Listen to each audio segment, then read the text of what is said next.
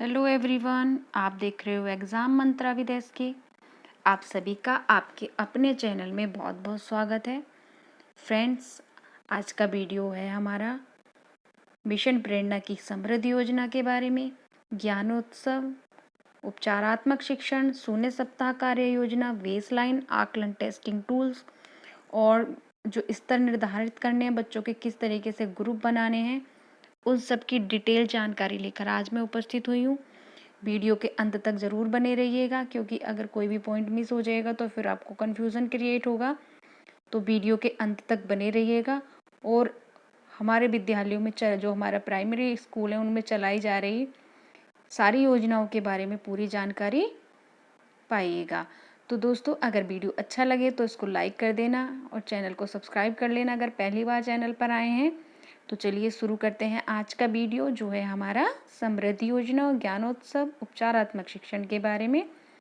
इसके साथ साथ ही हम बेसलाइन आकलन टेस्टिंग टूल्स और स्कोरिंग कार्ड किस तरीके से बनाना है उस सब के बारे में बात करेंगे। तो चलिए शुरू करते हैं। Let's start.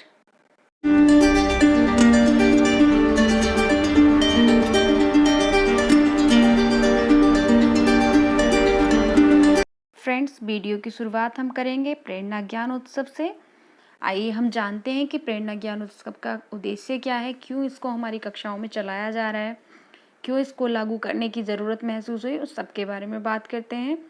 मिशन प्रेरणा के अंतर्गत निर्धारित प्रेरणा लक्ष्य को प्राप्त करने एवं उत्तर प्रदेश को प्रेरक प्रदेश बनाने हेतु लंबे समय से बच्चों के लिए बंद विद्यालयों के कारण उनकी दक्षताओं पर पड़ रहे प्रतिकूल प्रभावों को दूर करते हुए उनको शिक्षा की मुख्य धारा से जोड़ने एवं उनकी दक्षताओं को बढ़ाने विकसित करने हेतु 100 दिन की विशेष कार्य योजना विकसित कर उन बच्चों को मुख्य धारा में लाने का प्रयास इस कार्य योजना द्वारा किया जा रहा है।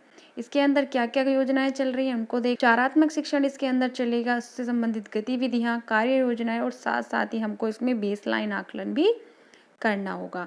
समय देखते हैं, इसका समय होगा विद्यालय खुलने से 100 दिन तक, यानी 1 मार्च से प्राइमरी स्कूल्स खुले हैं तो इसके 100 डेज होने तक यह योजना चलती रहेगी। अब बात करते हैं हम उपचारात्मक शिक्षण के बारे में। तो उपचारात्मक शिक्षण क्या है? उपचारात्मक शिक्षण, आज हम हिंदी विषय के बारे में बात करेंगे, क्योंकि इसमें मैं भाषा के टेस्टिंग टूल्स और बेसलाइन टेस्ट लेकर आई हूँ। तो आज हम सिर्फ भाषा के बारे में बात करेंगे। तो देखते हैं, उपचारात्मक शिक्षण के दौरान कक्षा 1, 2 व 3 के लिए भाषा के 3 कालांश निर्धारित किए गए हैं। यानी उपचारात्मक शिक्षण को चलाने के लिए 3 पीरियड होंगे कक्षा 3 तक के लिए, और कक्षा 4 व 5 के लिए 2 कालांश भाषा के निर्धारित हैं। यानी भाषा के हिंदी पढ़ाने के लिए कक्षा 4 व 5 के लिए 2 पीरियड हैं और कक्षा 1, 2 व 3 के लिए 3-3 पीरियड निर्धारित किए गए हैं, जिसमें हमें उपचारात्मक शिक्षण भी चलाना है, समृद्धि योजना चलानी है और बेसलाइन आकलन करना है। अब बात करते हैं हम बेसलाइन आकलन के बारे में। समृद्ध हस्त पुस्तिका का प्रयोग करते हुए रिमीडियल टीचिंग किया जाएगा, जिससे बच्चों द्वारा प्रेरणा सूची में निर्धारित दक्षताओं को प्राप्त किया जा सके। कक्षा 1 का आकलन नहीं करना है, इसको ध्यान में रखें कि कक्षा 1 का आकलन नहीं होना है। लेकिन उपचारात्मक शिक्षण पूर्ण होने के पश्चात, यानी 48 दिन के बाद, 8 सप्ताह के बाद एंडलाइन आकलन जो होगा वो सभी का होगा। इसको बात को अच्छे से सुन लीजिएगा फिर से। कक्षा 1 का बेसलाइन टेस्ट नहीं होना है, 2, 3, 4 और 5 कक्षा का होगा, लेकिन एंडलाइन आकलन जो होगा वो सभी कक्षाओं का होगा। और ये जुलाई लास्ट वीक में हमारा इनका एंडलाइन आकलन किया जाएगा, जब इसके 48 डेज कंप्लीट हो जाएंगे। इसके बाद है कक्षा 2, 3, 4 और 5 का लाइन आकलन और एंडलाइन आकलन किया जाएगा। समृद्ध संदर्शिका में दिए गए शब्द कार्ड द्वारा ही आकलन किया जाएगा, अलग से आकलन प्रपत्र तैयार नहीं करना है। यानी कि जो ये आकलन प्रपत्र जो है वो हमें जो हमको सामग्री दी गई है, समृद्ध संदर्शिका में जो सामग्री दी गई है, हमें उन्हीं का यूज करके बेसलाइन आकलन करना है। अलग से हमें कोई सामग्री तैयार करने की जरूरत नहीं है। इसके बाद हम बात करते हैं बेसलाइन आकलन विधि, यानी किस तरीके से हमें बेसलाइन आकलन करना है। इसमें पठन कार्ड दिए जाएंगे समृद्ध संदर्शिका से। पठन कार्ड छात्रों से पढ़वाए जाएंगे। प्रत्येक सही प्रश्न के लिए 1 नंबर देंगे और गलत के लिए 0 नंबर दिया जाएगा। स्कोरिंग प्रपत्र के स्कोर पर टोटल स्कोर करें। इसका स्कोरिंग प्रपत्र भी मैं लेकर आई हूँ, वीडियो के लास्ट में है। मैं दोनों लेवल के, यानी लेवल 1 में तो कक्षा 1 है, उसका तो होगा नहीं, लेकिन 2-3 के लिए और 4-5 के लिए मैं स्कोरिंग कार्ड भी लेकर आई हूँ। इसके बाद हम टोटल अंक करेंगे और टोटल अंक करने के आधार पर बच्चों का लेवल तय किया जाएगा। कक्षा 2 और 3 के लिए शब्द कार्ड का प्रयोग करें और कक्षा 4-5 के लिए पाठ कार्ड का प्रयोग किया जाएगा। इसके बाद कक्षा 2 व 3 का लेवल किस तरीके से तय करना है, इसको देखते हैं। शब्द कार्ड में दिए गए शब्दों, यानी हम कक्षा 2 व 3 को 20 शब्द पढ़ने को देंगे। 20 शब्दों में से अगर बच्चा 10 शब्द सही पढ़ लेता है, यानी 50% सही कर लेता है, तो उसको लेवल 1 में रखा जाएगा।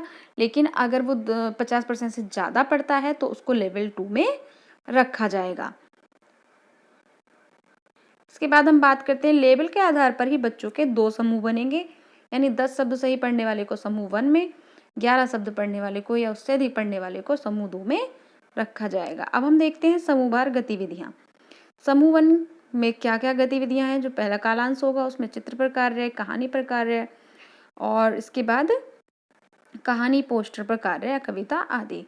वर्ण मात्रा पहचान अभ्यास, ये कालांश 2 का कार्य है, इधर देख लीजिएगा ध्यान से। इसके बाद हम बात करते हैं समूह 2 की। समूह 2 में पहले कालांश में कविता, कहानी, पोस्टर पर कार्य, उसके बाद कहानी पर कार्य, चित्र पर कार्य। कालांश 2 व 3 में वर्ण मात्रा की पहचान, अभ्यास का सहज, ये सारे कार्य हमें जो कालांश 2 और 3 होंगे उसमें कराना है। इसी तरीके से कालांश, ये इधर कालांश 1 का कार्य है कक्षा समूह 1 का, और इधर कालांश 2-3 का कार्य है। उसी प्रकार यहाँ पर भी 2-3 का कार्य इधर है और एक कालांश का कार्य इधर है। इसके बाद हम बात करते हैं कक्षा 4 व 5 के लेवल तय करना। यानी अब तक हमने 2 और 3 के लेवल तय करना सीखा।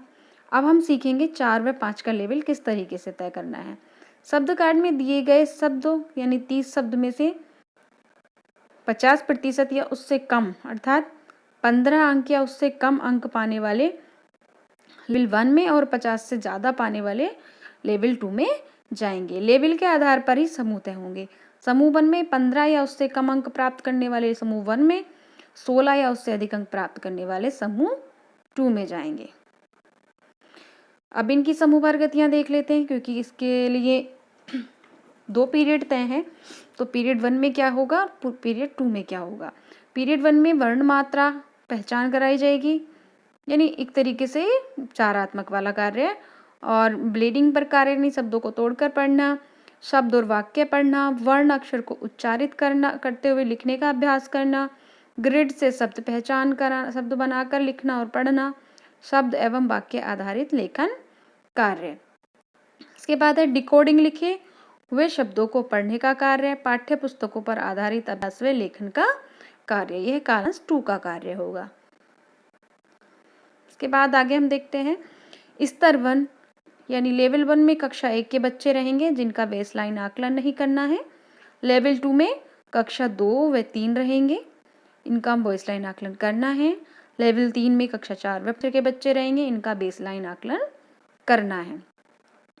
आइए अब देखते हैं हम आकलन टूल्स, यानी किस किस तरीके के आकलन टूल्स हम अपने बच्चों के लिए यूज़ करेंगे। तो पहले हम जो लेवल 1 है उसका तो टेस्ट होना नहीं है, यानी जिसमें कक्षा 1 आता है।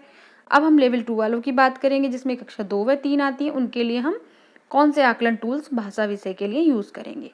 तो इसमें हम शब्द पठन कार्य, यानी इस तरीके से शब्द कार्ड हमारी समृद्ध संदर्शिका में भी दिए हुए हैं, साथ ही हम बना भी सकते हैं। इस तरीके के फ्लैश कार्ड बना के अपने पास रख सकते हैं और बच्चों को 20 शब्द पढ़ने के लिए देंगे।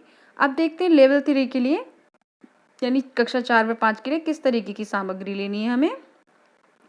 तो इस तरीके से अनुच्छेद हो या कोई अनुच्छेद लिखा हुआ कार्ड भी दे सकते हो जो संदर्शिका में हमारी दिए हुए हैं। इस तरीके की सामग्री हमें लेवल 3 के लिए यूज़ करनी है।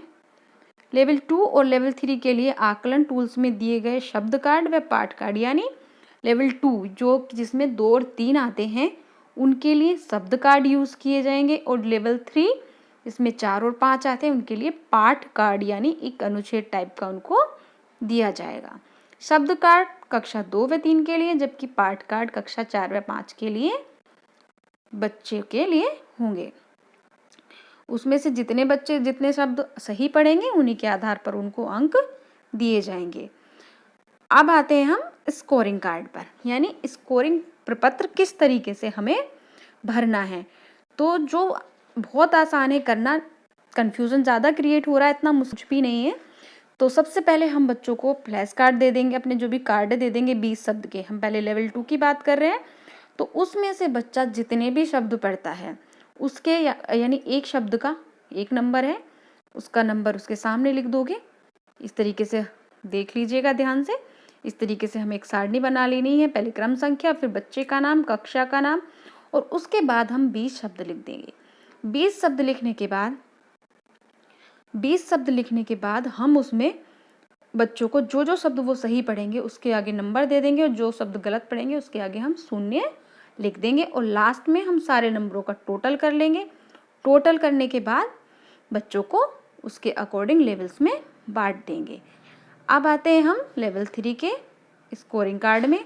इसमें भी सेम रहेगा, बच्चे का नाम, कक्षा, और इसमें बस शब्द दिए, और जो बच्चा सही पढ़ेगा उसके आगे 1 मार्क, और जो गलत पढ़ेगा उसके आगे 0। तो यहाँ पर हमारा इस वीडियो समाप्त होता है। आपको कैसा लगा? अगर अच्छा लगा हो तो बिल्कुल वीडियो को लाइक शेयर कर दें।